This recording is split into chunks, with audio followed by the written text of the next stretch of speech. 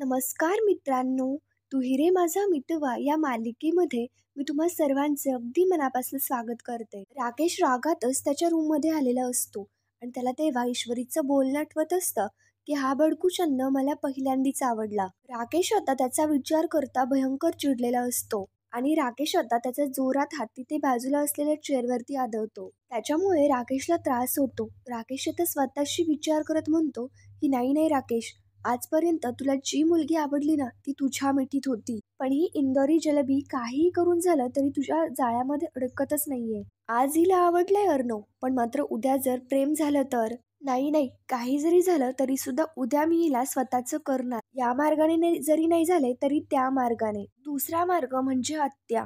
त्यानंतर इकडे दुसरीकडे अंजली आणि अर्णव दोघी बाहेर शांतपणे बसलेले असतात आणि ते दोघी आकाशातल्या चांदण्यांकडे पाहत असतात. आता अंजली खूप खुश असते आणि अर्णवला म्हणते, आज आपली आई खूप खुश असेल ना रे.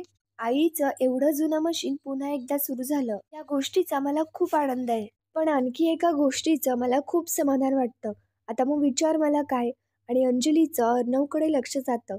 पण मात्र अर्णवचं काय अंजलीच्या बोलण्यावरती लक्षच नसतं आणि अर्णव हॅपी होत त्या आकाशातल्या चांदण्यांकडे पाहत असतो. अंजली म्हणते, जाऊ दे रे, मीच सांगते, आजपर्यंत तुझ्या पर्सनल पेसमध्ये आम्हा तिघींना सोडून कोणालाच जागा नव्हती. अर्णव विचारतो, आज काय वेगळं झालं? तर मग अंजली सांगते, खरं सांगू ना, आज ना तिथे ईश्वरीला जागा मिळाली. अर्णव सांगू लागतो, नाही ताई, तू खूप मोठं स्टेटमेंट करतेयस. तिला जागा वगैरे काही मिळालेली नाहीये. तिने फक्त चांगलं काम केलं, मला ते आवडलं म्हणून मी तिला थँक्यू म्हटलं, बाकी काही नाही. अंजली म्हणू लागते, फक्त ही गोष्ट एवढीच नाहीये. तू त्या प्रकरणानंतर कुठल्या एखाद्या मुलीला थँक्यू म्हणालेलं मला नाही आठवत आहे. आणि बघ, तू आज ईश्वरीला थँक्यू म्हणालास. तुझ्या मनामध्ये तिच्याबद्दल फिलिंग्स आहेत. अर्णव आता सांगू लागतो, ताई नाही, काहीच फिलिंग्स नाहीयेत. आपल्या आईने आणि आपल्या आजीने आपल्यावरती जे काही संस्कार केलेत ना, त्याच्यामुळेच मी थँक्यू म्हटलो, बाकी काही नाही. अंजली म्हणू लागते, किती डिप्लोमॅटिक उत्तर देतोस रे तू, कधीतरी खरं बोल ना. तेवढ्यात लगेच मागणं आजी देखील आलेली असते आणि ती अर्णव अंजलीला पाहते. त्याच्यानंतर अंजली म्हणत असते की हे बघ, मी तुझी मोठी ताई आहे, गपचूप मला सांग. माझ्यावरती अर्णव म्हणू लागतो, ही तुझी ताईगिरी मस्त आहे, म्हणजे माझ्या मनामध्ये जे नाहीये ते सुद्धा कबूल करू. आजी तर बाजूला उभी राहून त्यांच्या दोघांचीही गंमत पाहत असते. अंजली आता म्हणते, माझ्यासमोर नाही, निदान स्वतःसमोर तरी कबूल कर. चिंटू, तुला माझ्यापेक्षा जास्त कोणी ओळखतं का? सांग ना रे, काय चाललंय मनात? अर्णव आता सांगू लागतो, सिरियसली ताई, माझ्या मनामध्ये तसं काहीही नाहीये आणि खरंच अर्णवच्या मनामध्ये ईश्वरी बाबतीत फिलिंग्स नसतातच. अर्णव आता म्हणू लागतो, ती मिस इंदोर आहे ना, ती बावळट आहे, पण तिने आज आपल्या आईचं मशीन सुरू केलंय आणि ते सुद्धा तिला वाटलं म्हणून. त्या बदल्यामध्ये मी तिला सॅलरी सुद्धा ऑफर केली, पण मात्र तिने सरळ सरळ रिजेक्ट केलं. मला म्हणाली की हे मशीन तुमच्यासाठी प्राइसलेस आहे आणि मला माझ्या मदतीची किंमत नकोय. अर्णव ईश्वरी बाबतीत कौतुक करत असतो आणि ते पाहता अंजलीला खूप छान वाटत असतं.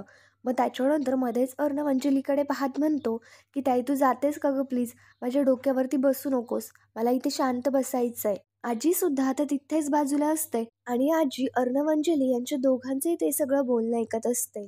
पण मात्र अंजली आता इकडे अर्णवच्या बोलण्यानंतर सुद्धा तिथेच बसून राहते.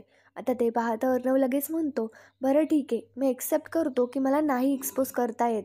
अंजली म्हणू लागते, जाऊ दे रे, मी आहे ना, मी घेईल तुझ्या सगळ्या छोट्या छोट्या गोष्टींची काळजी. माझा लहान भाऊ आहेस तू, तेवढं तर मी करायलाच हवं. त्याच्यानंतर अंजली आणि अर्णव हे दोघी आकाशामध्ये चांदण्या बघू लागतात. इकडे आता हे सगळं पाहता आजी म्हणते, अगदी काहीही न बोलणारा चिंटू अगदी थोडं थोडं तरी बोलायला लागलाय. ईश्वरीशिवाय दुसरा माझ्या चिंटूला कोणी सांभाळून किंवा समजून घेऊ शकेल असं नाही वाटत मला. आणि आज तर त्या गोष्टीची डायरेक्टली खात्रीच पटली. त्याच्यानंतर अंजली एक तारा अर्णवला दाखवत म्हणते, हा जो तारा आहे ना, बघ किती ब्राईट शाईन करतोय आणि तीच आपली आई आहे. आणि बघ, ती सुद्धा किती छान स्माइल करतीये. त्याच्यानंतर इकडे अर्णव म्हणतो, हे बघ ताई, आई ना माझ्याकडे बघून स्माइल करते कारण मी लाडका होतो ना. तर मग आता अंजली म्हणते, नाही नाही, मी मोठी आहे ना म्हणून मी लाडकी होते. अर्णव अंजली दोघी गंमत करत असतात. अर्णव म्हणतो, आजीला विचार. मग अंजली म्हणते, नाही नको. अर्णव म्हणतो, कारण तुला माहितीये की आजी माझंच नाव घेणार. अंजली म्हणते, हो, तुझंच नाव घेणार कारण तू चिडशील. आजी सुद्धा तिथेच असते आणि त्यांच्या दोघांच्याही चेहऱ्यावरची ती स्माईल पाहता आजीला सुद्धा खूप बरं वाटत असतं. तर मग आता अर्णव इकडे अंजलीच्या खांद्यावरती हात ठेवतो, तिला प्रेमाने आपल्या जवळ घेतो आणि म्हणतो, बरं ठीक आहे, जाऊ दे, सोडते, आपण दोघी आईचे लाडके होतो. अर्णव अंजली त्यांच्या दोघांनाही असं खुश पाहता आजीला सुद्धा खूप छान वाटत असतं. त्याच्यानंतर इकडे आता दुसऱ्या दिवशी सकाळी ईश्वरी घरी येते. मग आता त्याच्यानंतर हॉलमध्ये अंजली बसलेली असते. ईश्वरी येताच गुड मॉर्निंग म्हणते.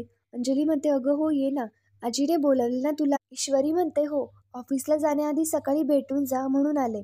मग तेवढ्यात मामा सुद्धा येतात आणि मामा सुद्धा ईश्वरीला खुश होत गुड मॉर्निंग विश करतात. मामा आता म्हणतात, अरे वा, सकाळी सकाळी तुझा चेहरा बघितला म्हटल्यानंतर आजचा माझा दिवस चांगला जाणार. तेवढ्यात लगेच आजी सुद्धा येते आणि आजी ईश्वरीला पाहता म्हणते, आलीस ना, बरं ठीक आहे, आता मला तुला काहीतरी द्यायचंय. मी तुला मुद्दाम बोलून घेतलं. मग आता ईश्वरी म्हणते, अहो आजी नाही, मला काहीही नकोय आणि मी काल सरांना सुद्धा तेच सांगितलं. ते मशीन सुरू करण्याच्या बदल्यामध्ये मला खरंच काही नकोय. म्हणजे अर्णव सर ते काम तुमच्याकडनं करून घेताय?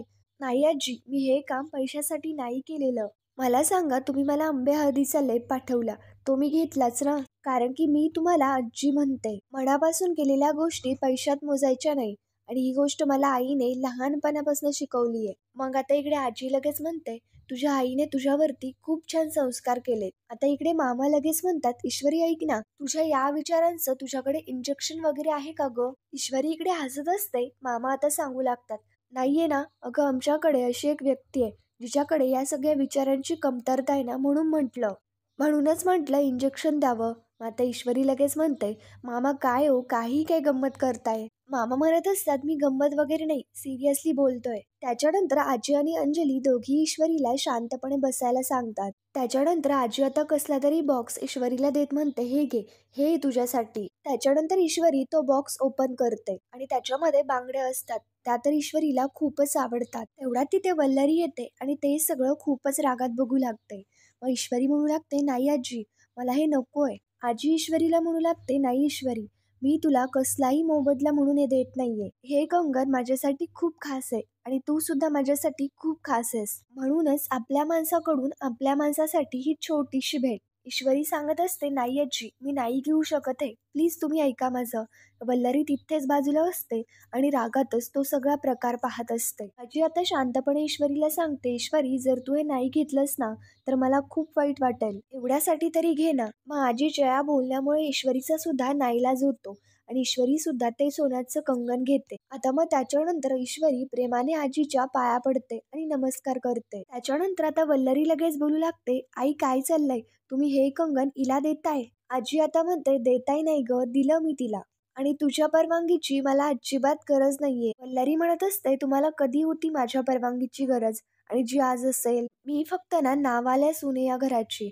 ज्या गोष्टींवरती माझा आणि माझ्या घरच्यांचा हक्क आहे ना, त्या गोष्टी तुम्ही तर बाहेरच्या लोकांना देताय. आता इकडे मामांना म्हणते की काय हो, कळली ना माझी किंमत या घरातली? मग त्याच्यानंतर मामा आता म्हणतात की हे बघ वल्लरी, हे कंगन ताईच आहे आणि ताईने हे आईला दिलं होतं आणि मग आईने ते कंगन कोणाला जायचंय हा सर्वस्वी अधिकार तिचा आहे, कळलं ना तुला? मग त्याच्यानंतर ईश्वरीला समजलेलं असतं की ते कंगन अर्णवच्या आईचं आहे. वल्लरी आता भयंकर रागावलेली असते आणि ती मामाला पुढे बोलणार, पण मात्र तिथे आजी समोर असते म्हणून ती काहीच बोलत नाही. वल्लरी मात्र ओरडत म्हणते की या घरामध्ये मी सोडून सगळ्यांनाच अधिकार आहे. आता हे सगळं पाहता ईश्वरी म्हणू लागते, नाही नाही आजी, हे घ्या तुम्ही, मला प्लीज नकोय.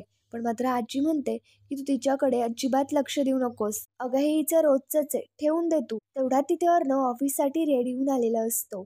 अर्णव ईश्वरीला पाहता विचारतो, काय ग मी सुंदर, इथे काय करतेस सकाळी सकाळी? आजी म्हणू लागते, अरे मीच बोलवलं होतं तिला, तिच्याकडे माझं एक महत्वाचं काम होतं. अरे हिला मी बोलवलं ना की संध्याकाळी ऑफिस सुटल्यानंतर येते, मग तिला घरी जायला खूप उशीर होतो म्हणून म्हटलं की ऑफिसच्या आधीच आहे. आणि तू आता ऑफिसला चाललास आहे ना, मग जाताना हिला घेऊन जा म्हणजे उशीर नको. त्याच्यानंतर अर्णवला काहीच प्रॉब्लेम नसतो. अर्णव म्हणतो की आजी, तू हिला विचारलंयस का हिला ती गोष्ट चालणार आहे का, की नाहीतर तू स्वतःच बोलून जातीयेस की ती माझ्यासोबत ऑफिसला येईल? अर्णव म्हणतो, बघ ही आत्ताच नाही म्हणेल. तर मग ईश्वरी लगेच म्हणते की नाही, मी ऑफिसला यायला नाही नाही म्हणणार. ईश्वरी आजीला म्हणते की आजी मी जाते सरांसोबत. ईश्वरी अर्णवला सुद्धा म्हणते की सर मी येते तुमच्या बरोबर. अर्णव म्हणतो, का, काय झालं तुझ्या त्या नेहमीच्या बसला?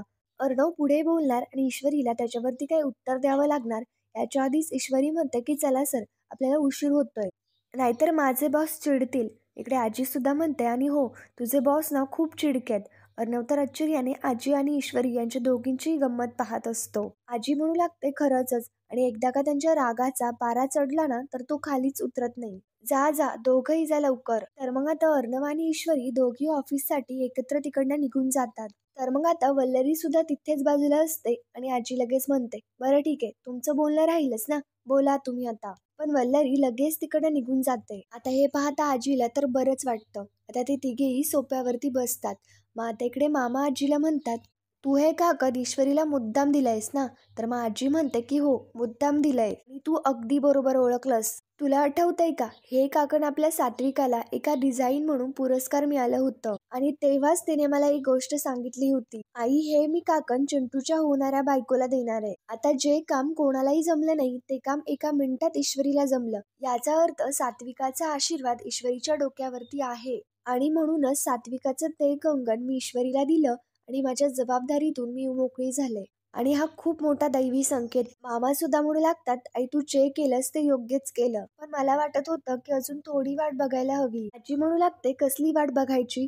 ईश्वरीच माझी नाचून होणार आहे हे पक्क आहे आणि ही माझी खात्री आहे. आणि गुरुजी एकदा घरी आले आणि त्यांनी दोघांच्या पत्रिका बघितल्या ना की फायनलच होईल. आजी अंजलीला म्हणते, मी तुला सांगितलं होतं ना, गुरुजींना फोन करून बोलून घे. अंजली सांगते की हो, केला होता मी फोन, ते कुठेतरी बाहेर गाव गेले, चार एक दिवसात येतील. आजी म्हणते, बरं ठीक आहे, 4 दिवसांनी फायनल करू सगळं. त्याच्यानंतर ईश्वरी आता बाहेर येते. ईश्वरी गाडीमध्ये बसायला लागते, पण मात्र तिला ऍक्सिडेंटच्या वेळेला घडलेला प्रकार आठवतो की तो माणूस म्हणाला होता की गाडीचे ब्रेक फेल झालेत वाटतं. ईश्वरी ओरडत असते की भैया प्लीज काहीतरी करा, गाडी थांबवा. पण मात्र तो माणूस गाडीतून उडी घेतो आणि ईश्वरीचा ऍक्सिडेंट होतो. आता हा सर्व प्रकार ईश्वरीला आठवत असतो आणि त्याच्यामुळे गाडीत बसण्यासाठी ती घाबरते. ईश्वरी आता त्याचा विचार करत असते. अर्णवचं लक्ष ईश्वरीकडे जातं आणि अर्णव म्हणतो, मॅम प्लीज बसा, ही स्पेशल इन्व्हिटेशन हवंय. अर्णव ईश्वरीला गाडीमध्ये बसायला सांगत असतो, पण मात्र ईश्वरी गाडीमध्ये बसायला तर घाबरतच असते. ईश्वरी विचारते की सर मी मागे बसू? अर्णव म्हणतो की शॉपर आहे का मी, म्हणजे ड्रायव्हर आहे का मी तुझा, की तुला ड्राईव्ह करून ऑफिसला घेऊन जायला? गपचूप पुढे बस. तर मग आता ईश्वरी घाबरतच लगेच आता अर्णवच्या बाजूला बसते, म्हणजेच की ती गाडीच्या पुढे बसते. ईश्वरीने काही सीट बेल्ट लावलेलाच नसतो. अर्णव ते पाहता म्हणतो की स्कूटरला सीट बेल्ट नसतो, पण मात्र कारला नक्कीच असतो. मग ईश्वरी तो सीट बेल्ट लावण्याचा प्रयत्न करत असते, पण मात्र तिला ते लावताच येत नसतं. अर्णव आता ते सगळं पाहतो आणि सीट बेल्ट लावण्यासाठी ईश्वरीच्या जवळ येतो आणि जवळ आल्यानंतर अर्णव ईश्वरीकडे पाहत असतो आणि ईश्वरी सुद्धा अर्णवकडे पाहतच राहते. ते दोघी आता एकमेकांकडे पाहत असतात. त्याच्यानंतर अर्णव ईश्वरीला सीट बेल्ट लावून देतो. अर्णव सुद्धा सीट बेल्ट घालतो. त्याच्यानंतर ईश्वरी म्हणते की सर मी नेहमीसारखी बसनेच येऊ का? अर्णव म्हणतो, बसने का? ईश्वरीला ऍक्सिडेंटच्या वेळेपासून गाडीत बसायला भीतीच वाटत असते. अर्णव म्हणतो, का ग, मी सुद्धा ऑफिसलाच जातोय ना, ऑन द वे मी काय तुला खाणार नाहीये. ईश्वरी म्हणत असते की सर थोडीशी भीती वाटतेय. तर मग मित्रांनो, पुढील भागामध्ये आपण पाहणार आहोत या नालायक राकेशने जयूला त्याच्याकडे वळवून घेण्यासाठी प्लॅन केलेला असतो. राकेश एका माणसाला बोलवतो आणि तो आता आजूबाजूला धूर मारत असतो. तो धूर इकडे जयूच्या नाकातोंडात जातो आणि तिला अस्थम्याचा त्रास असतो, त्याच्यामुळे तिला त्रास सुरू होतो. पण मात्र तेवढ्यात तिथे आता त्याच संधीचा फायदा घेऊन राकेश तिथे येतो. इकडे दुसरीकडे ऑफिसला आल्यानंतर ईश्वरी अर्णवला थँक्स म्हणत म्हणते, सर थँक्यू, तुम्ही मला लिफ्ट दिलीत. तिथे लावण्या सुद्धा असते आणि ती सुद्धा तो सगळा प्रकार पाहते. आता लावण्या लगेच पॅमला म्हणते, तिला ना आपण 1 आठवड्याची बेल द्यायची आणि मग त्याच्यानंतर तिला AR पासनं कसं लांब करता येईल ते माझं मी बघेल. तर मग मित्रांनो, पुढील भागांच्या डेली अपडेटसाठी आमच्या शिव मराठी या चॅनलला लगेच सबस्क्राईब करा. थँक्यू.